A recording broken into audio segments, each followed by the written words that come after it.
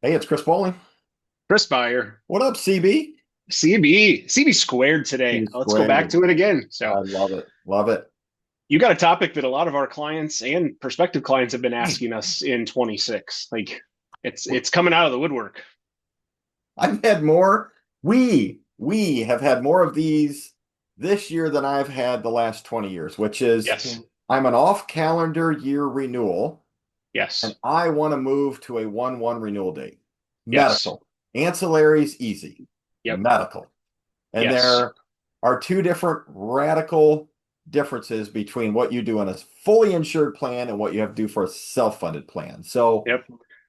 why don't you talk And through the easiest transition because we yeah. continue to reference this on our self-funded plans Yep. I and will no one gets I it. I will start on fully insured because we had a Oh, okay. prospect meeting yesterday and they asked this question. They are a fully insured August 1st renewal. Okay. And this prospective client has 6 health plans. And we were talking through how do we pare some of those down. And their question was, well, if we can do that, how do we get to a 1/1? I said, it's simple. Renew for 8/1. And then we ask the carrier to requote you for a 1/1. You'll pay a little bit of a change in premium because of Yeah. trend. But they're like, that's perfect. We want to get to that cycle. Where they're having issues, and this is the impact on all the plans, is if they change a deductible, change a plan design, change anything for 8/1, the members' deductibles reset 1/1, so they go retro. Yes. So we've had employees that were on a $1,500 deductible, let's say for 8/1, the plan changes it to a 3,000 to save money. That employee now has a $3,000 deductible, even if they've already met it. So that is one of the challenges with off cycle renewals, no matter what. Yeah. Easy to get it changed for fully insured. We've moved 3/1, 4/1, 6/1, all the Yeah. way to calendar year. It just depends on how much you want to pay to do 2 renewals. Right. And we just got Self funded. confirmation. Yeah. Self funded is the other one. So, Right. So we have another fully insured renewed 4/1. And all their yes. grant writing was based on their fiscal year, which is a 7/1. So Yes. we renewed it for 1, moved it to 7/1, and thank goodness the carrier did not ask for an increase on 7/1. That's That's fantastic. rare. And That's that a huge win. I was That's like, a huge win. there has to be 1% per month Yeah. trend is sort of what That's or awesome. yeah, I mean that's what we prepared him for. But oh God. And you Okay. and I work with so many clients that either have this off cycle renewal because that's when the company started a health plan, Yes. or Yes. we work with a significant number of municipal groups, nonprofit groups, and 7/1 or 8/1 is their fiscal year. That's the Yeah. case for the one I was referencing. But, you know, we can help them from a budgeting standpoint if they want to move to 1/1, but it just makes life easier for them. It's a little bit harder for getting responses from carriers for 1/1, but overall, it's a win if we can get them We, there. we That's a do different not topic. need we do not we don't want to take 20 of our clients and move them to a 1/1 because we have plenty 1/1s right now Yes. and our team is stressed during that time of the year. So self-funded, two concepts, right? Yes. First concept, great. Let's do a short reinsurance contract. So Yes. let's pick our one that's a 5/1. So they renewed Yes. 5/1, now they're thinking about a 1/1. They're self-funded. So we've already gone back and said, great, from the TPA standpoint, it's easy, right? I Yes. mean, it's It's all just saying, reinsurance. let's just move it to a 1/1, hit us with whatever increase you're going to hit us with because it's going to be small.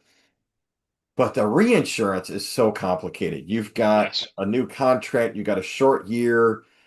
But the biggest issue that we keep running into is you're going to lose all of your accumulators Yes. towards your individual specific deductible if you go from a 5/1 to a 1/1. Yes. And that's So, been the question for quite a few of yes. our clients. We've got a 7/1. They've looked at moving to a 1/1 for the renewal of stop loss. And every time we get to October, they've had stop loss reimbursements or they've got somebody close to it and they would forfeit those to make the change.